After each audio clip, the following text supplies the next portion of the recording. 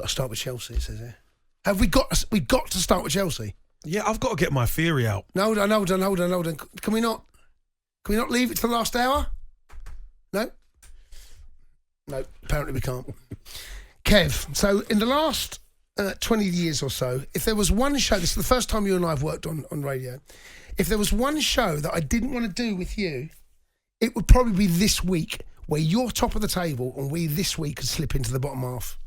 And why are you laughing? Yeah, look, I understand what you're saying, Jace, but you know what? Timing is everything, mate. Timing is everything. For me, it's not. Well, you know what? I'm on about your timing. I'm on about my timing. Your timing is legendary. This is perfect. Because I've got a theory. Oh, here we go. So, Kev, just let you know, guys, Kev has got this theory. I said, Kev, hold it for the show. Go. I've been holding it all day, mate. I've wanted to say this theory. My theory is this. Chelsea fans, football club, have been suckling. They've had Abramovich at the top, and they've had the best of everything for near on 20 years. We've been spoiled. Yeah, near on 20 years. We've been spoiled, yes, no question. And let's be honest, Jay, when the owner didn't like a manager, it doesn't matter how much money you'd invested, he's out and somebody else will come in with a full kitty.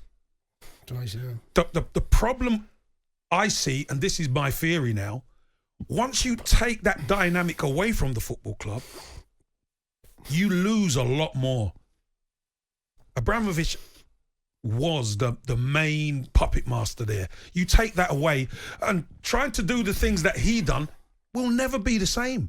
It will never be the same. You have to do things a different way.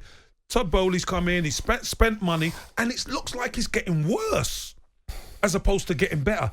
So my theory is, I think there's going to have to be somebody smart at Chelsea to go back to a little bit of basics, Jace. I can't disagree with the word you said, Kev. And you know, we have been been very lucky. We've had the most brilliant, ruthless, and he delivered what he said he was going to deliver when he rocked up. He said he was going to deliver trophies. He delivered the lot, Kev. He gave us the lot. What's a 20 years? And to rip up that DNA and to take away that culture that Chelsea have been functioning under for so long, and I think this is part of why I actually don't think it's solely Potter's problem or why he's just to blame, although he picks the team, is that there's been such a huge change at the football club. It's in theory, Kevin, in name only, it's the same club as it was a year ago because of what happened in Ukraine, and things have changed at the club. Yeah, things have changed so much. I mean, Graeme Potter, he's going to come in for the stick that any manager would, but it's always so difficult after a regime change. The first man at the helm. The first man at the helm has got so many fires to put out. He's got so much to do that.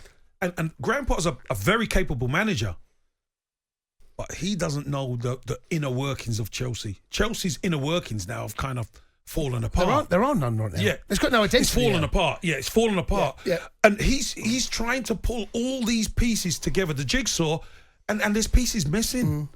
Jace, he's got a hell of a tough decision to make week in, week out. And that's not even talking about picking the team, because there's people above him, etc., who's getting to know him, getting to know the football club.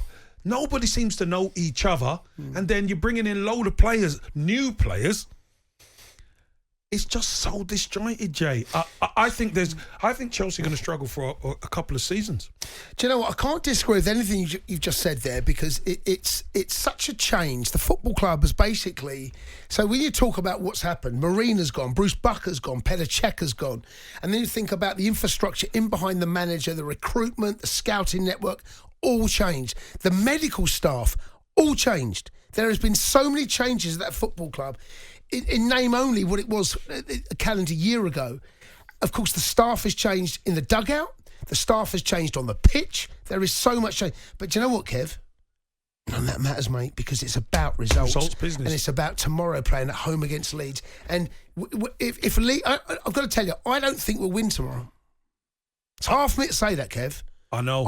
I don't think we'll win tomorrow. I think you will. Well, we had this conversation earlier, didn't you? And you've got a bit more confidence in that I hope you're right.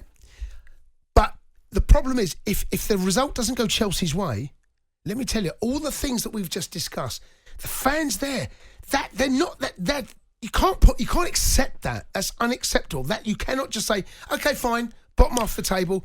Well played, boys. Football fans don't operate like that. not. The thing is, Chelsea fans are not going to accept it. But there was always going to be. It's the fall off is never nice. Whichever way you look at it, Jason, it's never nice. There is going to be a lot of pain to endure. There is. And to get through it, you've got to go through these times, and all the memes are going to come out, and I've received them all. Well, wait, there's a lot more. I'm getting your number because I'm going to be sending you something if you don't beat Leeds tomorrow. Oh, they're coming. Put the phone on silent. But it's a tough time for Chelsea, and it's one of them. You're going to have to ride the storm. Going to have to. But on top of all of that, and like I said, I actually agree with you. I think you're right, and I've said this before, that there's so much change at the football club. But there is a but. I can't see any of Potter's Brighton that I saw at Brighton. At Chelsea, I've not seen it. So here's some of the decision making that I think he's becoming a bit befuddled by, because he's got a lot of choice up top. I think because he'd been given so many choices up top. He's got Pulisic, he's got Sterling, he's got Mount, he's got Havertz, he's got Mudryk, he's got Ziyech. I'm sure I've missed someone out. There'll be someone out. So so he's got 6 right there that he can use up in that top half. One right? problem. Right. One problem. Who's the number 9? The striker. Well, they had. So here's Aubameyang. But he doesn't play. No. You need look. Let's be honest. You need a number 9, someone who you can rely on to score goals. I don't know how much you saw of him, Kev. A boy called David Fofana. He came out. He played against Man City in the FA Cup in a difficult game. Got beat 4-0. I thought he'd done all right when he come on. I thought against Southampton first half, he'd done all right. Yeah. Potter took him off at half time. And I don't know what that does to him. He's only 20, 21. I don't know what that does to a player when you're playing up top at Chelsea.